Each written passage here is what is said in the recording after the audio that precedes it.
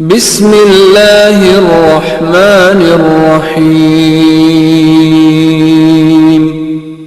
کو بیان کر رہا ہے نہیں اور لفظ بہتر کرتا ہوں. اللہ رسول اور علی کے چاہنے والوں کی علامتوں کو بیان کر رہا ہے.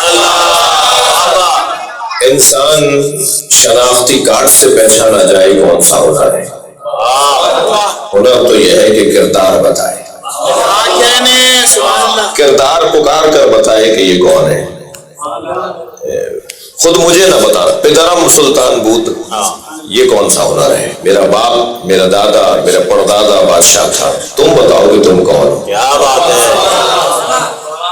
یہ جس دروازے پہ اور جس در پر ہم بیٹھے ہیں نا، ان لوگوں ان ہستیوں سے جڑنے کا ایک نتیجہ یہ ہے کہ ہمارے اندر کچھ خوبیاں خود بخود آتی ہیں. ہاں ہوتا ہے ایسا.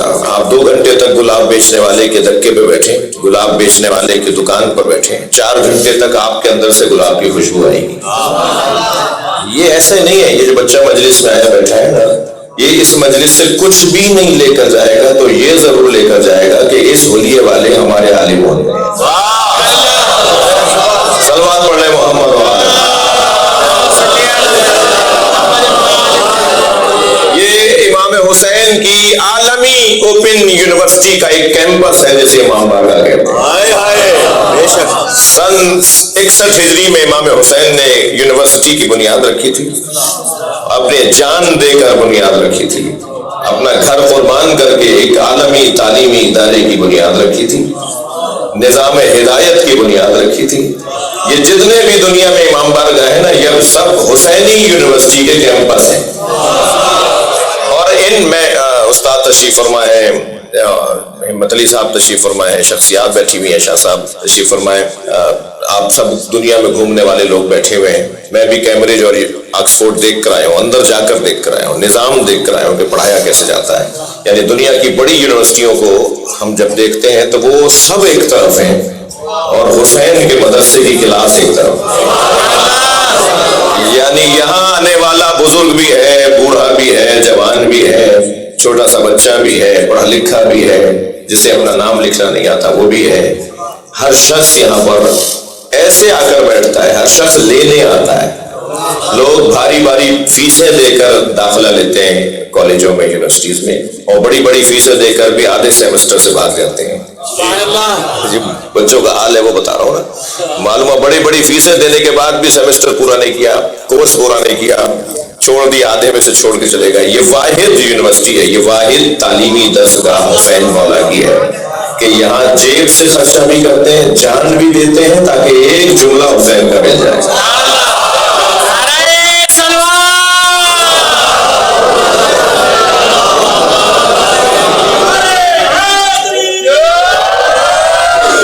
تو یہ ایسی تعلیمی درسگاہ ہے جیسے امام بارگاہ. اور یہ عجیب رنگ ہے یہاں پر. ہم سب جوتیاں اتار کر آئے ہیں. یعنی جو کلاس اس وقت امام حسین کے مدرسے میں ہو رہی ہے نا، ہم اس امام کے درسگاہ میں جوتیاں اتار کر آئے ہیں. مولا علی نے جوتیوں کا نام دنیا رکھا ہے. ہم اپنی دنیا پر ہاتھ چھوڑ کر صلوات پڑھے محمد و آل.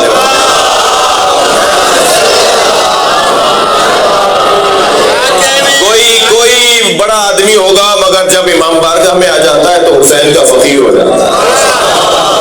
ہم سب باہر کچھ ہوتے ہوں گے لیکن جب مجلس میں آ کے بیٹھتے ہیں ہم سب فقیر ہو جاتے ہیں. تو بچوں میں آپ سے بات کر رہا ہوں، اپنے بزرگوں سے مجھے دعا چاہیے. استاد اکثریت جوانوں کی ہے. یہ میرے لیے میری بڑی قیمت، میری بڑی عزت ہے. یعنی میری عزت میں اللہ نے کرم کیا ہے کہ بچہ جوان سننے کو آیا ہوا ہے. تو بزرگوں سے تو مجھے دعا چاہیے. ان جوانوں کے لیے مجھے کچھ کہنا ہے. نشانیوں کے ساتھ جینے والا کبھی مرتا نہیں ہے. کسی نے دیکھا نہیں تھا کہ بت ابراہیم نے توڑے. حضرت ابراہیم نے بوتی اس وقت جا کے توڑے جب سارا شہر باہر گیا ہوا تھا، کوئی آیا ہی نہیں تھا مندر کے اندر. حضرت ابراہیم گئے اور جا کر اچھا یاد رہے، ہر مندر میں جانے والا پوجا کرنے نہیں جا رہا ہے. کیا معلوم وہ توڑنے جا رہا ہے. صلوات پڑھنے ذرا محمد و آل. میری مراد ہرگز ہندو برادری کو ناراض کرنا نہیں ہے. مجلس میں وہ بھی تشریف لائے ہوئے ہوتے ہیں، ان کو بھی آنے کا حق ہے، مگر میری مراد یہ ہے کہ ہر غلط جگہ، ہر بری جگہ، ہر جگہ جانے والا ایک نیت سے نہیں جا رہا جی۔ حضرت ابراہیم بت توڑنے جا رہے ہیں، نیت کچھ اور ہے، جہاں وہ بھی رہے، اور نمرود کے ماننے والے بھی بت خانے میں جا رہے ہیں، مگر نیت ان کی کچھ اور ہے۔ کچھ بتوں کے آگے جھکنے جا رہے ہیں، کچھ بتوں کو جھکانے جا رہے ہیں۔ یہ کتنا فرق ہے۔ تو جب سارا شہر گیا ہوا تھا تو حضرت ابراہیم گئے بت خانے میں، اور جا کر حضرت نے سارے بتوں کو توڑا، چھوٹے بڑے جی۔ جمعرات کا، جمعے کا علیحدہ تھا، ہفتے کا علیحدہ تھا، پانی برسانے والا ان کے نزدیک علیحدہ تھا جی، اور روٹی کھلانے والا اور تھا۔ اچھا، یہ حلوے کے بھی بت بنا لیتے تھے، اور جب بھوک لگتی تھی تو وہ انگلی توڑ کے کھا بھی لیتے تھے، ایسی خدائی۔ تو حضرت ابراہیم نے سارے بتوں کو توڑا، کسی کی آنکھ پھوڑی، کسی کی ٹانگ توڑی، کسی کا پیٹ پھاڑا جی، کسی کا کان کاٹا، ہر بت کو کچھ نہ کچھ توڑ پھوڑ کر حضرت ابراہیم نے بڑے بت کے گلے میں کلاڑی لٹکا دی۔ اچھا، بڑے بت کو نہیں توڑا۔ ہمیں سیکھنا چاہیے کہ کام کیسے ہوتا ہے، کام کے سلیقے آنے چاہیے۔ تو حضرت ابراہیم نے بڑے بت کے گلے میں کلاڑی لٹکا دی، اور پھر سارے بتوں کو توڑ کر بڑے اطمینان کے ساتھ، اچھا جس کی نیت صاف ہونا، جس کا مقصد اللہ ہو، جس کے پیچھے مولا علی ہو، وہ بڑے اطمینان سے کام کرتا ہے۔ تو یہاں حضرت ابراہیم نے، کیونکہ ان کے پیچھے اللہ کا حکم تھا، اور آ کر بڑے اطمینان سے بیٹھ گئے۔ اب جب یہ لوگ واپس آئے اور اپنے بت خانے میں گئے تو ماجرا ہی کچھ اور تھا، خود ٹوٹے ہوئے تھے، تو کہنے لگے ہو نہ ہو یہ اسی کا کام ہے۔ اب میری محنت اتنے بڑے واقعے پر یہ تھی، کہنے لگے ہو نہ ہو یہ اسی کا کام ہے جسے ابراہیم کہتے ہیں۔ کسی نے دیکھا نہیں تھا مگر کام بتا رہا تھا کہ ابراہیم کا ہے۔ بھائی تھکے نہیں بیٹھے تو جملہ کہہ رہا ہوں، مولا علی جسے مارتے تھے نا، وہ جنازہ پکار کے کہتا تھا مجھے علی نے مارا ہے۔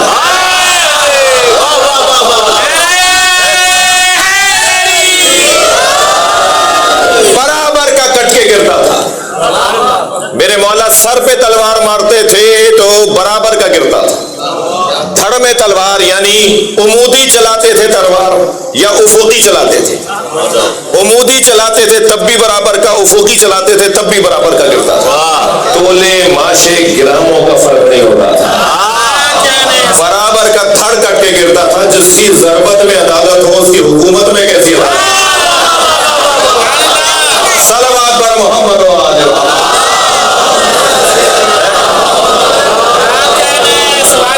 بھائی کسی نے، مگر حضرت ابراہیم کا کام پکار کے بتا رہا تھا کہ کام ابراہیم کا ہے، لہذا علامتیں، نشانیاں بتائیں گی کہ کس کا کام ہے، اسلوب بتائے گا۔ ایک لفظ استعمال ہوتا ہے اسلوب، اسلوب شناسی خود ہنر ہے جی، طریقہ کار، سیرت، طریقہ، ایک خاص روش، وہ بتائے گی کہ کام کس کا ہے۔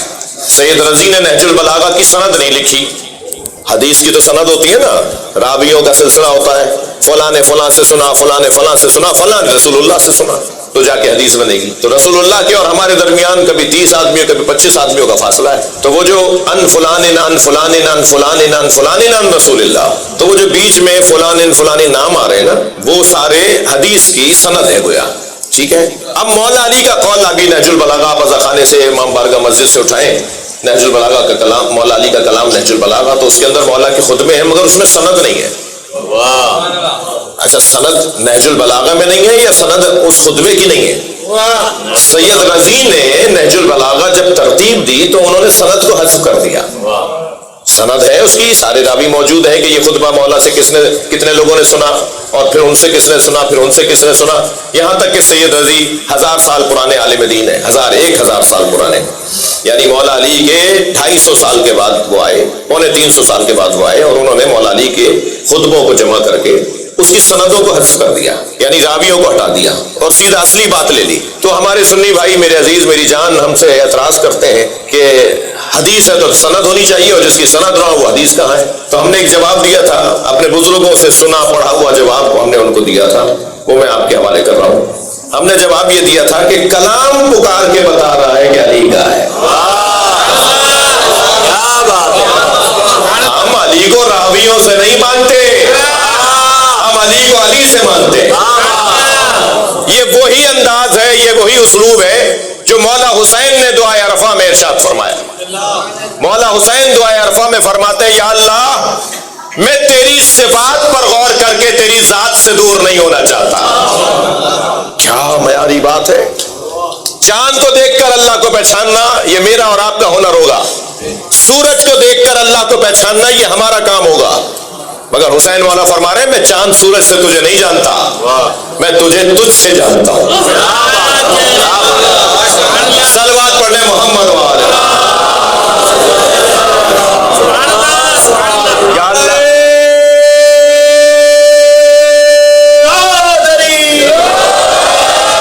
جی مولا کا کلام پکار کے بتا رہا ہے کہ علی کا کلام ہے۔ کیا کہنے مثلاً علی ہی بول سکتے ہیں انی عالم و طرق السما من طرق الارض، پوچھو اس سے پہلے کہ تم مر جاؤ۔ یہ نہیں کہا مولا نے کہ میں مر جاؤں، جس نے علی سے پوچھا وہ آج تک زندہ ہے، اور جس نے علی سے نہیں پوچھا اس کا نام ہی نہیں پتا۔ لہذا مولا مرنے کے لیے نہیں آئے تھے بھائی، یہ ترجمہ نہیں کرو کہ سلونی سلونی قبل ان تفقدونی، پوچھو اس سے پہلے کہ میں دنیا سے چلا جاؤں۔ میں زندہ ہوں اس پر مجھے شک ہونا چاہیے، علی زندہ ہے اس پر یقین ہونا چاہیے، ان سے زیادہ بڑا کوئی زندہ ہی نہیں ہے۔ جتنے یہ زندہ ہیں ان کے زندہ ہونے پر مجھے اپنے زندہ ہونے سے زیادہ یقین ہونا چاہیے۔ مولا نے یہ نہیں فرمایا، مولا فرمائے پوچھو اس سے پہلے کہ تم مر جاؤ۔ جی علی کا کلام پکار کے بتا رہا ہے یہ علی کا ہے، اہل بیت کا کلام پکار کے بتاتا ہے یہ اہل بیت کا ہے، طریقہ بتائے گا، روش بتائے گی۔